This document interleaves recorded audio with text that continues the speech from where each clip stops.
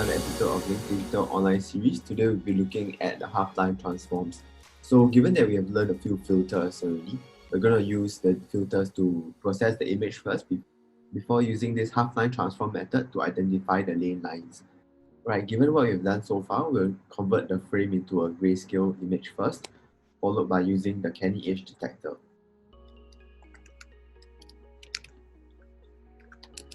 So we use the method from CV2 called canny, and then we'll pass in the gray frame, followed by the different arguments, which is the thresholding, such. Alright, we'll use lines, and then we'll use the method half lines. And then first we'll pass in the frame, canny frame, and then we'll put the arguments 1, and this is the numpy library,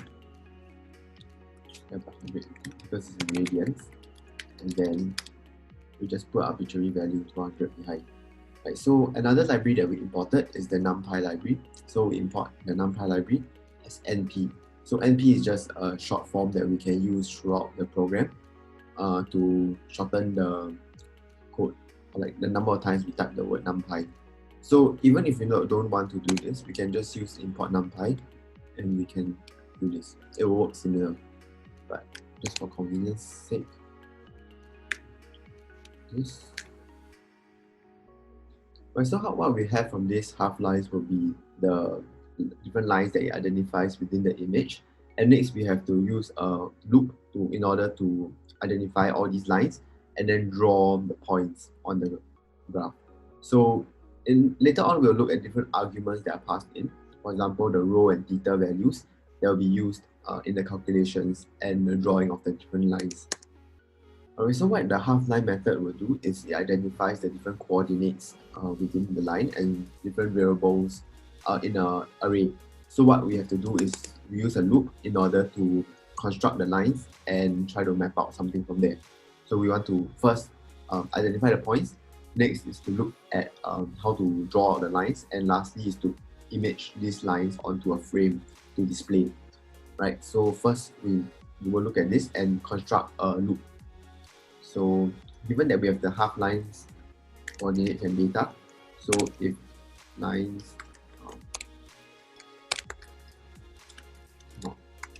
so this is a precautionary if statement, so that in case a frame does not have any half lines in it, it will not return an error. So we have this line. So if it's a null type, means that there are no lines in it. So if there are no lines, it will break out of this if loop.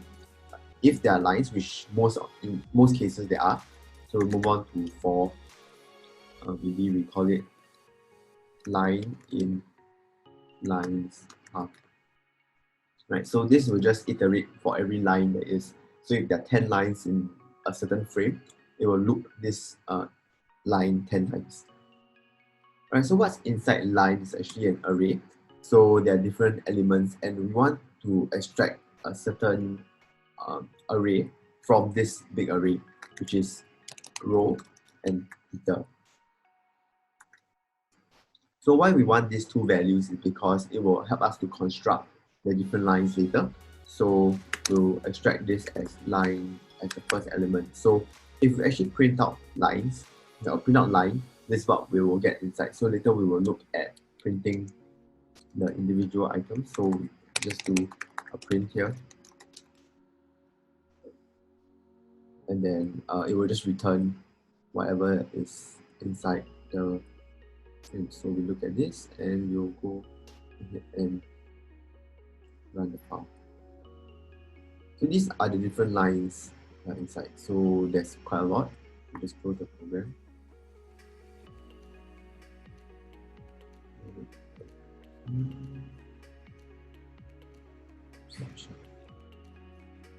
So as you can see from this, each array, this is one array or one line. For this line over here, it will print out this. So it's actually an array with one element inside, which has two elements. So it's an array in an array, which the first one is the row value, and the second is the So the first value is rho, and the second value is theta in radians.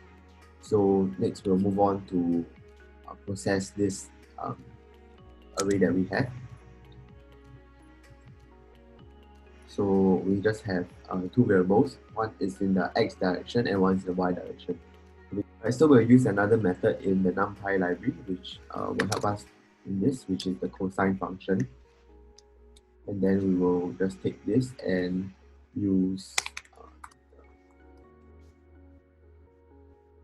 and then we will also do for the similarly for the y-axis, which is the sine. So these are just trigonometry. And then next we will take the x0 value, which is the origin, and we'll call it x dot. And then y also will do the similar step. Right, so next we'll move on to identify the start and end points of the line. So x1, we'll call it x1, which is the starting point. It will be given by an integer value of x0. Then we add 1000 multiplied by the original value of negative x, negative y.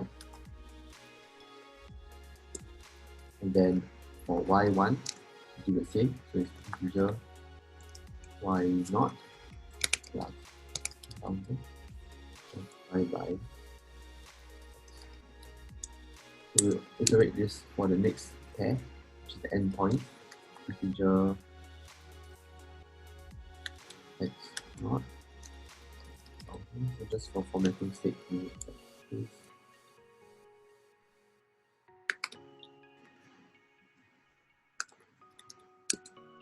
And y2 is integer y0.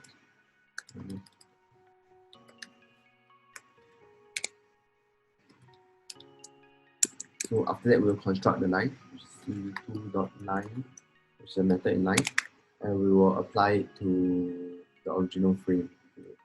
In, and then we have the starting coordinates, x1, y1, and then the next will be a tuple of x2, y2. Then this will be the color of the line that we want. So if we want, let's put it at 255, 255. Right. So after this, we can look to call this, and what we'll do is we'll print it on the frame, so the lines will appear on the original frame.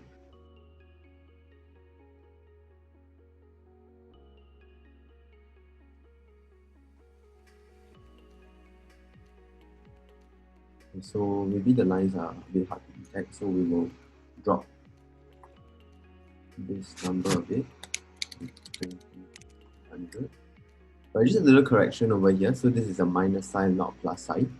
So let's proceed to run the code. So these will be the thresholds that we'll be changing, the 100 and 200 over here, as well as the threshold for the half lines over here. So let's take a look at how the code will look like and what kind of lines that this thresholding will give us. Oh, okay. So this is a bit too high threshold. So we have to increase the threshold so that the lines, not all these lines, very fine lines, are detected. So perhaps we could drop it to 20 over here.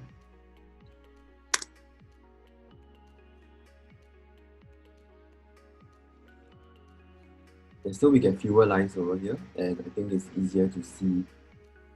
But we're not getting the exact lane lines that we want to carve out. So let's increase the thickness of the line actually.